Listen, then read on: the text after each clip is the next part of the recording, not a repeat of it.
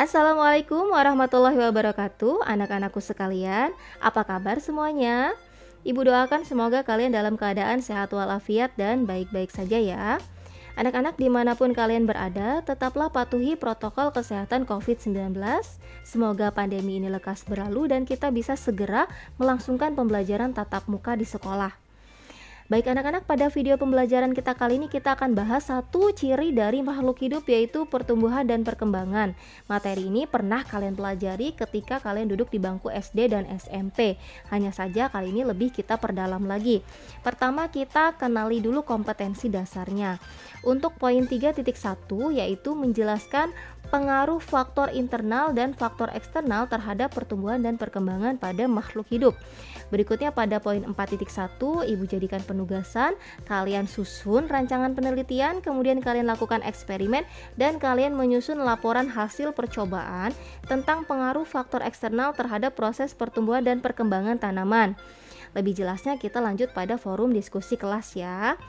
Pertama kali yang kita bahas di sini adalah konsep perbedaan antara pertumbuhan dan perkembangan. Jangan sampai tertukar. Di sini pertumbuhan ada kata tumbuh yang Ibu garis bawahi dan ada kata tambah pula yang Ibu garis bawahi. Artinya pertumbuhan adalah proses pertambahan. Apa yang bertambah yaitu ukuran, baik volume, tinggi maupun massa tubuh. Untuk organisme bersel satu berarti yang bertambah adalah volume dan massa selnya. Kemudian anak-anak, pertumbuhan bersifat kuantitatif, artinya bisa diukur. Kalian dulu ketika lahir berat badan 3 kg, sekarang berat badan sekitar 50 kg. Berarti ada pertambahan berat badan yang bisa diukur dengan satuan kilogram. Kemudian kalian dulu ketika lahir panjang badan sekitar 50 cm. Sekarang tinggi badan kalian bisa 3 kali lipatnya, 150 atau bahkan 170 cm. Berarti ada pertambahan tinggi badan kalian yang bisa diukur dengan satuan cm. Nah, anak-anak, berikutnya pertumbuhan bersifat irreversible. Reverse artinya kembali, irreversible artinya tidak bisa kembali. Anak-anak, postur tubuh kalian saat ini tidak akan pernah bisa balik lagi seperti dulu ketika kalian masih baby baru dilahirkan. Sama ketika pohon, kalian lihat pohon yang tinggi menjulang, itu tidak akan pernah bisa kembali ke posisi dulu ketika masih dalam sebutir biji. Oke, itu pertumbuhan. Berikutnya untuk perkembangan, di sini ada kata kembang yang Ibu garis bawahi, dan kembang itu bunga ya. Bunga adalah alat reproduksi bagi tumbuhan. Jadi, perkembangan proses menuju kedewasaan di sini tandanya adalah aktif alat reproduksinya. Ingat aja, bunga alat reproduksi. Oke, kalau pada tumbuhan kan muncul bunga ya. Kalau pada manusia berarti perempuan mulai mematangkan sel-sel ovum. Kalau pada laki-laki mulai memproduksi sel-sel spermatozoa. Kemudian anak-anak, perkembangan bersifat kualitatif, artinya tidak bisa diukur ya, hanya bisa dikenali dengan ciri-cirinya. Misalkan tadi kalau tumbuhan bisa menghasilkan bunga, di mana bunga itu kan dihasilkan sel-sel gamet. Kalau pada manusia berarti ditandai dengan adanya ciri-ciri pubertas ya. Misalkan kalau laki-laki tumbuh jakun gitu ya, suara membesar, dada membidang gitu ya misalkan. Kemudian perkembangan ini bersifat reversible, artinya bisa kembali. Anak-anak ingat aja, ada namanya musim mangga, musim rambutan, musim durian ya. Berarti ada musimnya tumbuhan menghasilkan bunga, lalu buah, lalu biji. Dan ada masanya ada musimnya tumbuhan itu tidak menghasilkan bunga sama sekali, sehingga tidak dihasilkan buah dan bijinya. Dan anak-anak, kalau pada manusia contohnya pada perempuan kan mengalami menstruasi, lalu ada masanya mengalami menopause. Artinya perempuan bisa mengalami masa aktif alat reproduksinya, yaitu mematangkan sel-sel ovum, dan ada masanya alat reproduksinya tidak aktif lagi untuk mematangkan sel-sel ovum. Paham ya? Nah, sekarang anak-anak, pada video ini kita akan spesifik membahas pertumbuhan dan perkembangan pada tumbuhan ya. Nah, untuk perkembangan dan pertumbuhan pada tumbuhan ini ada tahap-tahapnya ya, ada 3, yaitu perkecambahan, pertumbuhan, dan perkembangan. Nah, kalian lihat di sini ada nomor 1 gambar kuaci ya. Kuaci ini adalah biji, yaitu masa dormannya tumbuhan. Dorman ini adalah masa tidak aktifnya tumbuhan. Kalau kalian beli biji kacang hijau, berarti kalian sedang beli tumbuhan dalam kondisi dorman atau tidak aktif. Kemudian kalau kalian beli tauge, berarti kalian sedang membeli fase tumbuhan di awal masa pertumbuhannya, yaitu perkecambahan ya, atau germinasi. Dengan kata lain, germinasi ini adalah masa berakhirnya dormansi biji. ya. Nah, kalau pada gambar terlihat di nomor 2 dan 3. Kemudian anak-anak tumbuhan akan terus mengalami masa pertumbuhan sampai akhir hayatnya. Beda kalau manusia kan ada usianya ya, misalkan kalau perempuan sampai umur 20 tahun, kira-kira kalau laki-laki kira-kira sampai umur 25 tahun.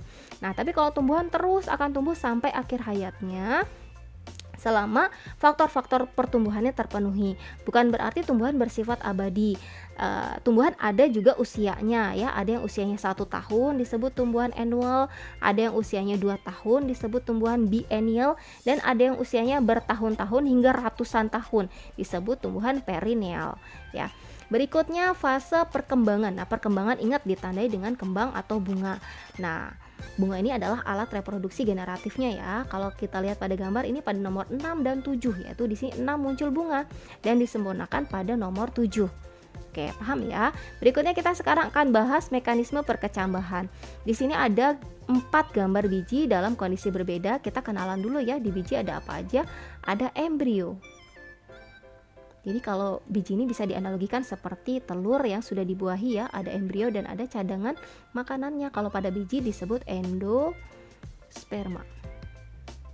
Kemudian ada bagian dinding disebut aleuron.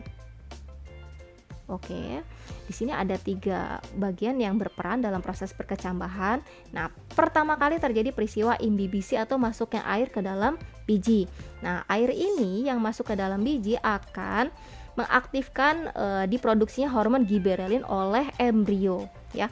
Dan hormon giberelin ini atau GA, giberelin acid ini akan menuju aleuron dan akan mengaktifkan aleuron supaya menyekresikan enzim. Salah satunya adalah alfa amilase.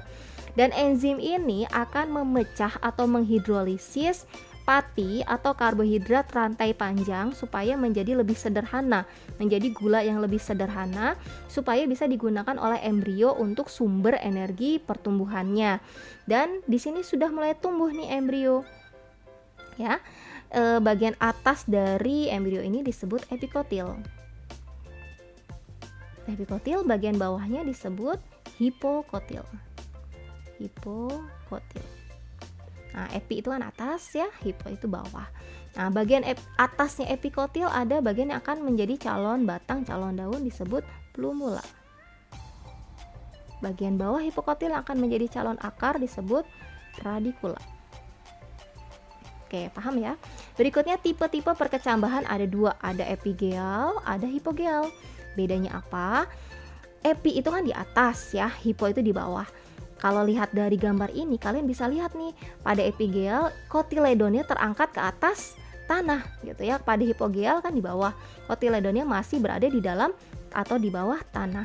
Tapi konsep sebenarnya adalah nih, terlihat ada loop di sini. Loop artinya lengkungan ya. Pada kondisi pada tempat yang terdapat loop ini artinya pertumbuhannya terjadi secara dominan atau sangat pesat ya dibandingkan bagian yang lain. Untuk epigeal di sini loopnya terdapat pada bagian hipokotil. Artinya hipokotil tumbuh dominan daripada epikotil ya. Kemudian kalau pada hipogeal di sini loopnya terdapat pada epikotil. Artinya epikotil itu tumbuh dominan daripada hipokotil. Konsep ini bisa untuk membantu kita memahami bagaimana jika biji itu tidak berada di dalam tanah ya. Maka kita akan bisa melihat bagian mana yang dominan, maka kita akan bisa menyebutkan itu termasuk epigeal atau hipogeal. Ingat, epigeal adalah hipokotil dominan, hipogeal adalah epikotil yang dominan. Nah, contohnya pada gambar ini. Ini kan kalau ini terlihat nih bijinya ada, kotiledonnya ada di atas tanah ya, berarti ini adalah epigeal. Namun bagaimana dengan mangrove? Nah, mangrove ini kan termasuk tumbuhan vivipar ya, dia sudah berkecambah dulu ketika bijinya masih nempel di atas pohon ya. Nah, di sini bagian hipokotil yang tumbuh dominan, sehingga kondisi ini nanti memunculkan akar lebih cepat daripada calon batangnya. Jadi kalau biji ini lepas dari pohonnya, dia langsung menancap ke dalam lumpur, ke dalam pasir, membantu untuk biji ini tidak terbawa arus ya. Nah, kemudian jadi ini disebut epigel. Kemudian bagaimana dengan kelapa? Kelapa ini kan juga tidak tertanam di dalam tanah ya. Maka kita bisa mengamati bahwa ternyata epikotilnya tumbuh dominan. Maka kelapa ini termasuk kepada hipogeal. Nah, kalau ini kan kalau padi kelihatan ya. Nih, di sini epikotilnya sangat dominan dibandingkan hipokotilnya, sehingga kalau padi ini termasuk hipogeal. Begitu ya konsepnya. Berikutnya anak-anak, aktivitas pertumbuhan pada tumbuhan. Ada dua jenis pertumbuhan yang terjadi pada tumbuhan ya, yaitu pertumbuhan primer, ini pertumbuhan memanjang, meninggi, dan pertumbuhan sekunder melebar. Maka pertumbuhan itu atau tumbuh itu ke atas juga ke samping ya. Nah, di sini ada 3 peristiwa pada saat pertumbuhan itu terjadi, yaitu pertama adanya pembelahan sel yang dilakukan oleh jaringan meristem. Kemudian ada pembesaran atau pemanjangan sel, dan berikutnya ada diferensiasi sel berupa perubahan atau proses perubahan kondisi sel dari yang sebelumnya bentuknya, strukturnya sederhana menjadi bentuk dan struktur yang lebih spesifik, lebih khusus, dan menjalani fungsi yang lebih spesifik atau lebih khusus. Oke anak-anak, di sini ada gambar tumbuhan secara sederhana. Ada bagian apikal atau ujung. Kalau ujung batang bisa juga disebut terminal ya. Nah, apikal ini ada meristemnya yang disebut meristem apikal, terjadi titik tumbuh pertumbuhan primer. Pertumbuhan primer. Apikal ujung-ujung itu ada di ujung batang dan ada di ujung akar. Jadi pertumbuhan memanjang terjadi di 2 titik, yaitu ujung batang dan ujung akar, yaitu pertumbuhan primer. Ingat, memanjang. Berikutnya pertumbuhan melebar, yaitu ada lateral. Lateral ini adalah ke samping ya. Artinya ada pertumbuhan ke samping. Nah, ini dilakukan oleh kambium ya. Terjadi peristiwa pertumbuhan sekunder. Nanti kita bahas berikutnya.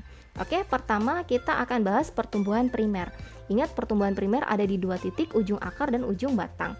Nah, untuk ujung akar di sini, tadi kan ada 3 aktivitas ya, ada aktivitas pembelahan sel, pemanjangan atau pembesaran sel, dan diferensiasi sel.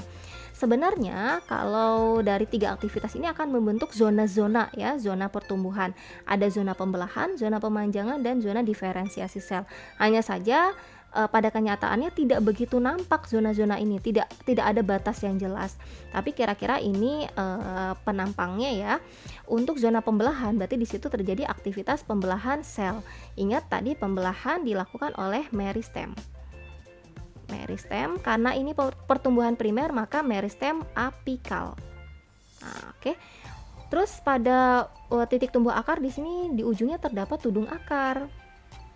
Nah, tudung akar ini fungsinya untuk melindungi meristem apikal yang sangat rapuh ya dari butiran-butiran tanah yang sangat keras. Selain itu pada tudung akar juga terdapat butir-butir polisakarida ya, juga tadi untuk melindungi meristem ya supaya bisa menembus lapisan tanah. Juga pada tudung akar terdapat statolit ya untuk mengarahkan akar agar menuju ke arah pusat bumi atau ke arah gravitasi bumi gitu ya, pusat gravitasi bumi. Berikutnya anak-anak, setelah titik pembelahan ada bagian sel-sel yang berukuran lebih besar, bisa 10 kali lipatnya. Ini adalah zona pemanjangan sel. Berikutnya ada bagian sel yang muncul semacam modifikasi. Ini ada bulu akar atau rambut akar. Nah, rambut akar ini adalah modifikasi dari epidermis untuk memudahkan menyerap air ya. Dan ini tandanya ketika ada modifikasi berarti terjadi proses diferensiasi sel ya. Kemudian kalau ini gambar yang lebih gelap, ini adalah vaskuler. Oke. Berikutnya untuk titik tumbuh batang. Titik tumbuh batang, jaringan meristem apikalnya di sini terlihat seperti kubah, sangat sedikit ya meristem apikalnya. Kemudian terjadi pembesaran. Di sini ada sel-sel lebih besar, lebih panjang, cuma tidak terlalu terlihat. Dan ada bagian yang mengalami diferensiasi. Di sini ada bagian yang akan membentuk primordial daun ya ke atas nih. Ini primordial daun yang dia menutupi jaringan meristem untuk melindungi ujung batang ya. Baik anak-anak, ini adalah proses pertumbuhan primer. Ingat, dilakukan oleh meristem apikal. Kita sekarang ulas lagi ya bahwa dari meristem apikal ini ya akan bisa membentuk jaringan-jaringan yang lain. Nah, Pertama, kalau meristem apikal membentuk jaringan primer, maka di sini disebut pertumbuhan primer. Pertumbuhan primer, dan ini akan menjadi tumbuhan muda. Ya, kemudian ketika pertumbuhan dilakukan oleh meristem lateral atau kambium, maka ini disebut pertumbuhan sekunder. Dan ini tumbuhannya bukan lagi tumbuhan muda ya, tapi tumbuhan sudah mengalami pertumbuhan sekunder dengan membentuk jaringan sekunder ya. Bisa dikatakan tumbuhan ini lebih tua ya atau dewasa. Oke. Berikutnya kita satu-satu lihat nih, meristem apikal bisa membentuk meristem primer, diantaranya adalah calon kulit. Derm itu kulit, proto itu adalah belum jadi kulit ya, atau bisa kita sebut calon kulit. Nanti akan membentuk jaringan primer yang namanya epidermis. Jadi tumbuhan muda kulitnya itu masih berupa epidermis. Kemudian meristem apikal akan membentuk prokambium. Jadi calon kambium ini akan membentuk baik floem primer maupun xilem primer, dan kelak pada pertumbuhan sekunder dia akan membentuk kambium vaskuler. Oke. Berikutnya meristem apikal akan membentuk meristem dasar. Ini adalah jaringan pengisi, diantaranya akan menjadi empulur bagian tengah batang maupun akan menjadi korteks ya. Nah, anak-anak, kalau kalian lihat di sini pada pertumbuhan sekunder, pada tumbuhan dewasa itu tidak ada lagi epidermis. Tidak ada epidermis. Lalu bagaimana melindungi bagian dalam tumbuhan? Nah, ada yang namanya peridermis. Peridermis ini mengambil alih fungsi epidermis, karena epidermis adalah terdiri dari lapisan sel yang sangat tipis, rapat, ya, mudah rusak. Kalau kena sayatan serangga atau kena debu yang dibawa oleh angin, epidermis rusak, terkoyak ya. Lalu jaringan tepat di bawah epidermis, yaitu korteks, akan bersifat meristematis kembali, membentuk kambium gabus disebut velogen. Nah, velogen ini kemudian akan mengalami pembelahan-pembelahan ke arah luar, membentuk velum luar. Nah, ini ibu besarkan huruf L-nya, ke arah luar membentuk velum, kemudian ke arah dalam membentuk veloderm. Gitu ya, supaya mudah menghafal. Nah, gabungan antara velogen, velum, dan veloderm ini adalah periderm. Jadi periderm ini adalah kulit yang lebih keras bagian tumbuhan yang menggantikan fungsi epidermis. Nah, berikutnya, kalau untuk kambium vaskuler ini fungsinya apa? Membentuk floem sekunder maupun xilem sekunder. Xilem sekunder ini akan membentuk kayu. Ya, jadi akan membuat batang lebih menebal. Dan kedua kambium inilah yang berperan dalam proses pertumbuhan sekunder. Oke, berikutnya kita bahas pertumbuhan sekunder. Ingat, pertumbuhan sekunder ini tadi dilakukan oleh kambium. Ya, kita lihat ini ada penampang batang dikotil, ada batang dikotil masih muda, ada sudah tua. Nah, yang masih muda, ingat tadi ya, masih ada epidermis. Epidermis. Yang udah tua ini sudah digantikan oleh peridermis. Nah, berikutnya aktivitas kambium. Di sini nih, kambium nih yang warna biru ya, kambium. Karena kambium ini akan membentuk jaringan pembuluh angkut, maka disebut kambium vaskuler. Kemudian dia akan membentuk kayu ke arah dalam, disebut xilem. Xilem sekunder. Ke arah luar disebut floem. Ya, mengantarkan hasil fotosintesis. Ini yang di bagian dalam jaringan isinya adalah empulur. Dan bagian ini pengisi di bawah kulit namanya korteks. Oke, anak-anak, kalau kalian lihat ini penampang batang yang sudah tua, terlihat ada lingkaran-lingkaran ya, ini disebutnya lingkaran tahun. Lingkaran tahun ini adalah hasil aktivitas dari kambium. Ketika musim kemarau atau kering, kambium akan menghasilkan sel-sel yang berukuran lebih kecil-kecil. Maka pada gambar ini terlihat lebih tebal ya. Kemudian pada musim hujan, air banyak, kambium akan menghasilkan atau membelah sel-sel yang lebih besar-besar ya. Maka di sini terlihat barisan yang lebih terang ya. Jadi kalau kalian lihat ada penampang batang ditebang seperti ini, kemudian ada lingkaran-lingkaran tahunnya, kalian bisa tahu pohon itu usianya sudah berapa tahun ya. Jadi kalau di Indonesia hujannya kan sekali, kemaraunya sekali, maka kira-kira satu garis ini adalah 1 tahun ya. Kemudian pada batang ini ada yang seperti jari-jari nih anak-anak nih, ini disebut jari-jari empulur. Ingat tadi kan tengahnya adalah empulur ya. Ini kalau yang masih muda belum kelihatan jari-jarinya, tapi yang udah tua nih terbentuk jari-jari empulur. Jari-jari empulur ini terbentuk dari sini nih. Kan ini ada vaskuler, ada vaskuler ya. Di antara vaskuler ini ada jaringan yang tidak menebal. Ini parenkim ya. Nah, parenkim ini karena terus si xilem ini terus membanyak gitu ya. Dan parenkimnya ini tidak menebal, akhirnya parenkimnya ini terbentuklah jari-jari empulur ya di sini nih, celah-celah gitu ya di antara vaskuler gitu. Berikutnya anak-anak, kita akan memahami apa saja sih faktor-faktor yang mempengaruhi pertumbuhan dan perkembangan pada tumbuhan ya. Ada dua faktor, yaitu faktor internal dan faktor eksternal. Internal berarti berasal dari dalam tubuh tumbuhan itu sendiri. Ada gen, ada hormon. Gen ini adalah suatu materi pewarisan sifat yang mengandung suatu kode untuk mensintesis atau membuat protein ya. Dan protein ini akan menjadi enzim ataupun hormon ya. Dan anak-anak nanti akan kita bahas hormonnya aja ya. Kalau untuk gen kita akan bahas pada bab tersendiri, yaitu substansi genetik juga sintesis protein pada materi berikutnya ya. Kemudian untuk faktor eksternal ini nanti berikutnya akan kita bahas. Ada banyak sebenarnya, ini yang beberapa contoh saja ya. Pertama kita bahas hormon. Di sini disebut fitohormon. Fito artinya tumbuhan ya. Fito artinya tumbuhan dari kata vita. Oke, artinya tumbuhan. Nah, anak-anak, hormon tumbuhan ada banyak ya. Supaya memudahkan menghafal, ini jembatan keledainya ya. Agus sama Eti, trauma, Kalin. Oke. Agus di sini adalah auksin. G-nya giberelin. S-nya sitokinin. Sama ini adalah asam absisat. Kemudian eti adalah gas etilen. Trauma ini adalah asam traumalin. Dan kalin ini ya hormon kalin. Oke, kita bahas satu-satu ya. Sekarang kita bahas Agus dulu, yaitu auksin, giberelin, dan sitokinin. Untuk auksin atau IAA, indol acetic acid. Nah, di mana tempat disintesisnya? Yaitu di meristem apikal. Ingat, apikal itu adalah pucuk-pucuk ya, pucuk batang maupun ujung akar gitu ya. Dan juga bisa dihasilkan pada daun muda.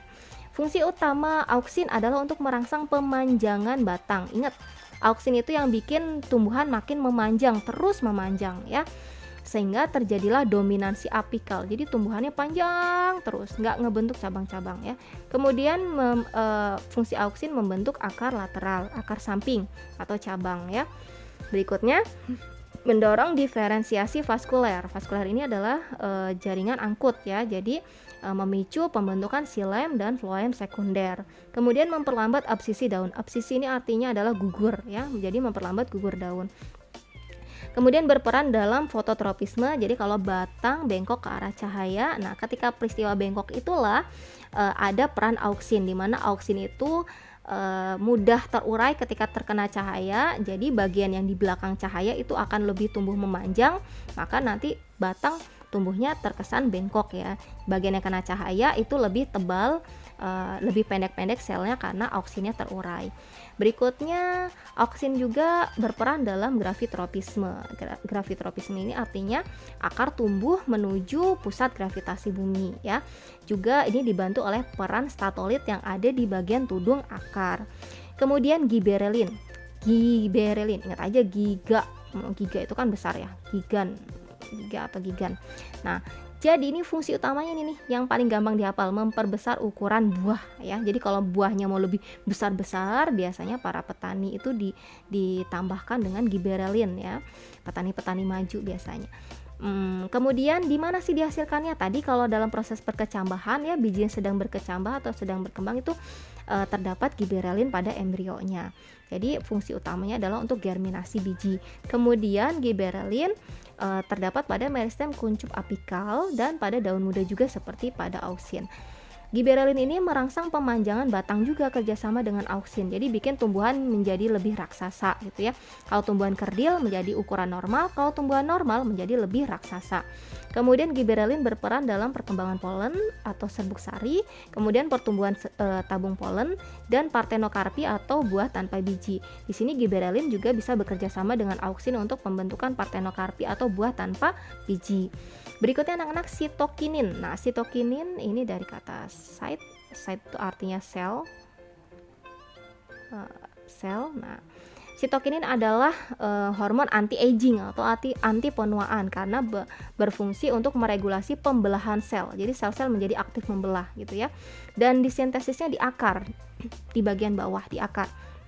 Kemudian fungsinya memodifikasi dominansi apikal. Artinya apa? Di sini kan kalau auksin kan bikin apikalnya dominan, panjang terus ya. Tapi kalau sitokinin bisa mengatur ya, apikal enggak terlalu panjang. Jadi dia agak berkebalikan dengan auksin dan mendorong pertumbuhan kuncup lateral. Jadi gini ceritanya. Anak-anak kenapa pohon teh ya, atau kalau kalian punya pohon kemangi tuh, kalau dipetik-petikin itu malah tidak makin tinggi tapi makin lebat ya, makin lebat makin banyak cabangnya, makin banyak muncul kuncup lateralnya. Nah disitulah ketika ujung atau kuncup itu dipotek ya, dipatahkan, berarti sedang mengurangi auksin yang ada di yang ada di ujung-ujung ya. Nah ketika auksin itu kadarnya rendah, maka sitokinin di sini berperan. Sitokinin yang dari akar dia akan naik ke atas, kemudian memunculkan kuncup lateral, sehingga tadi kuncup-kuncup yang dipatahkan atau dipotong-potong itu akan memicu pertumbuhan cabang yang lebih banyak sehingga tumbuhan menjadi lebih lebat gitu ya.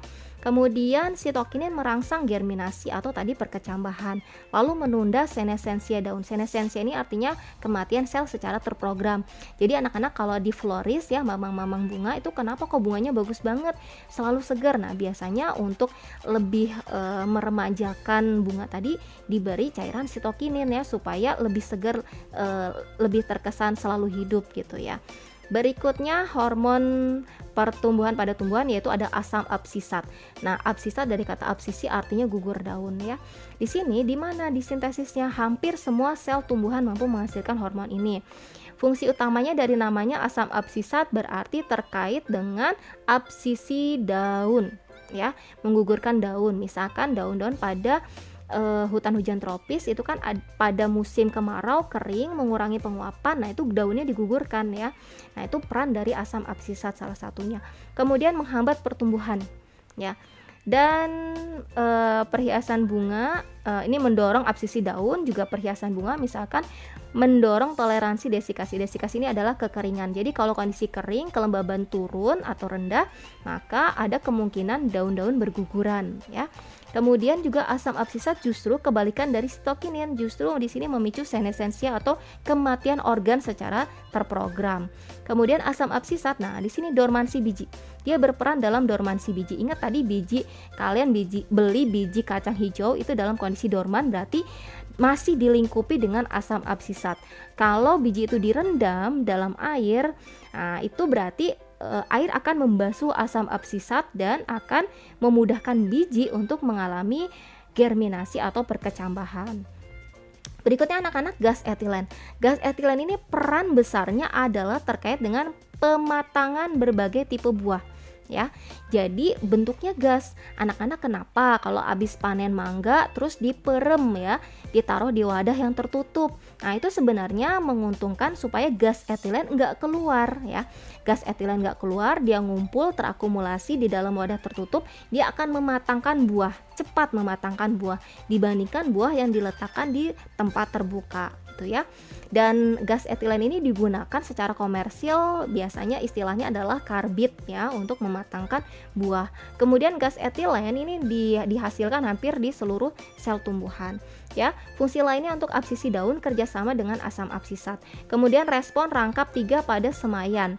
Nah ini contohnya ada menghambat pemanjangan batang, mendorong ekspansi. Jadi gini anak-anak, kalau kalian mengamati ada suatu pohon atau tanaman, dia tumbuh ke atas, mentok ada sesuatu di atasnya, maka dia nggak akan nembus jus gitu ya, nggak akan ngedorong keluar gitu, tapi dia akan belok. Nah artinya apa? Ketika dia menemukan hambatan, nah dia akan menghentikan pertumbuhan bagian ujung, kemudian akan mendorong ekspansi lateral, dia belok, tumbuhnya belok ke samping, terus kalau udah nggak ada hambatan di atasnya lagi, dia baru tumbuh ke atas begitu ya.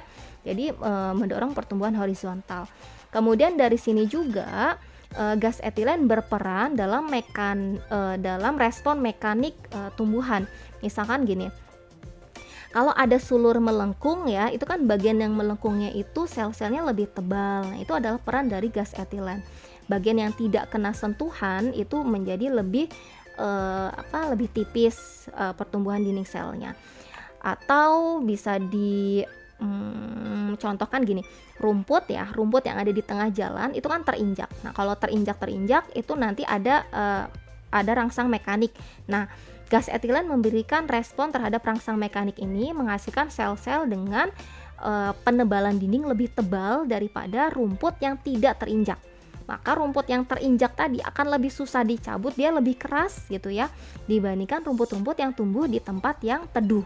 Ini bisa dijadikan pelajaran kehidupan loh. Anak-anak, kalau kalian hidup penuh dengan masalah, kemudian kalian menjadi tangguh, itu karena dengan masalah tadi membuat kalian belajar dan bisa menjadi lebih tangguh daripada orang yang hidup dalam kemanjaan gitu ya, dengan segala fasilitas yang ada. Pasti akan lebih rapuh gitu ya ketika suatu saat menghadapi masalah gitu. Nah, anak-anak, berikutnya gas etilen ini bisa meningkatkan laju senessensia.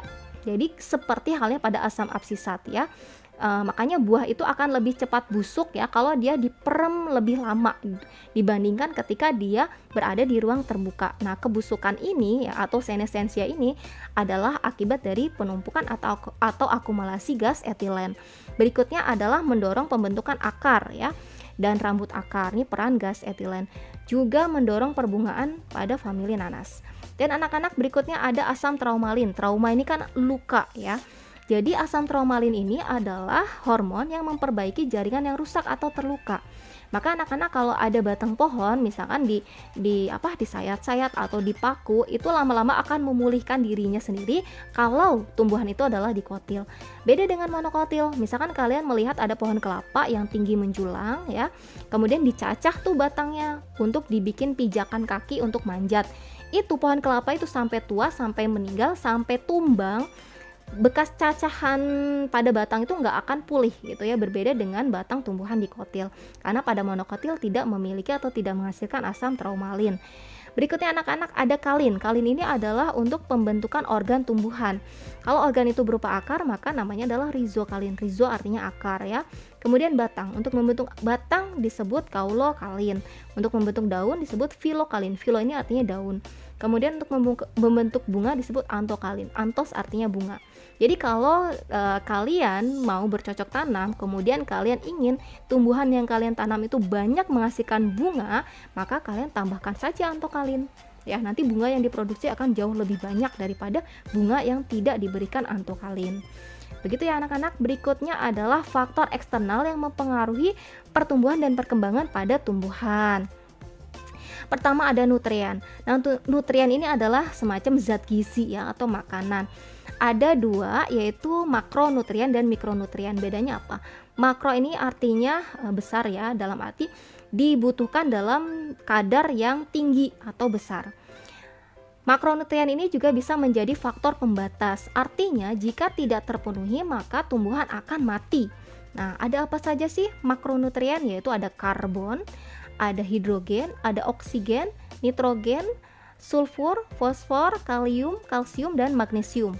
Ya, di sini kan karbon ini butuh banget ya tumbuhan terhadap karbon dioksida untuk membentuk makanan dalam jalan fotosintesis ya. Kemudian di sini ada H2O, misalkan air, tumbuhan butuh banget ya. Nah, kemudian di sini ada Mg, magnesium. Magnesium itu adalah unsur yang terdapat pada tengah-tengah cincin porfirin kepalanya klorofil. Nanti kita bahas pada materi fotosintesis ya. Jadi kalau magnesium itu tidak terpenuhi maka klorofil pun gagal terbentuk. Akibatnya tumbuhan tidak punya klorofil, dia klorosis, dia tidak bisa menghasilkan makanan, dia tidak bisa berfotosintesis ya, berarti dia akan mati gitu. Nah, berikutnya anak-anak ada mikronutrien. Mikronutrien ini adalah nutrien yang dibutuhkan dalam kadar yang sedikit tapi dia penting. Artinya apa? Udah sedikit aja gitu, tapi yang penting ada gitu ya. Jadi bukan berarti ini sedikit tapi nggak penting. Ini tetap harus dipenuhi atau tetap mesti dipenuhi meskipun dalam kadar yang sangat sedikit.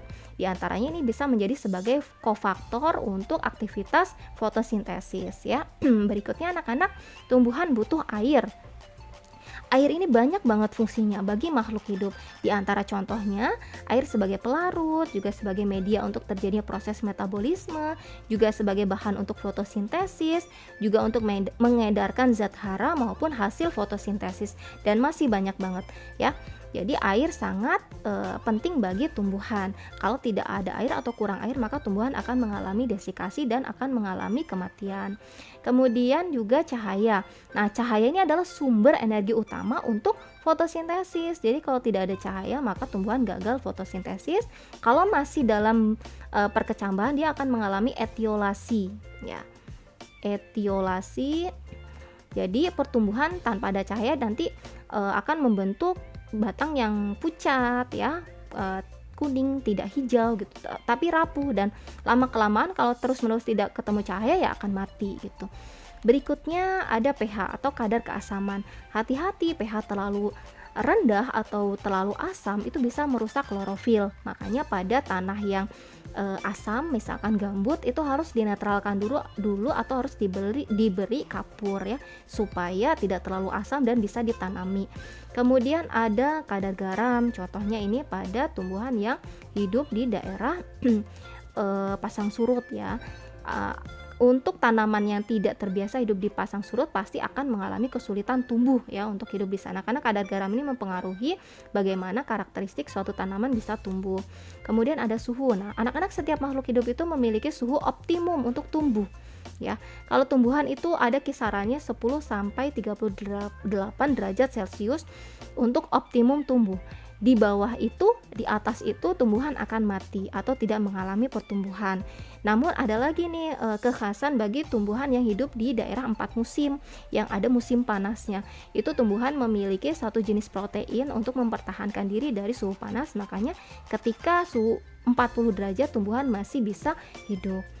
Dan masih banyak lagi faktor eksternal yang mempengaruhi pertumbuhan dan perkembangan pada makhluk hidup yang tidak sempat kita bahas di sini. Dan anak-anak, untuk pertemuan kali ini Ibu cukupkan sampai di sini. Ibu pesan kepada kalian supaya menjaga kesehatan dan tetap patuhi protokol kesehatan COVID-19 ya.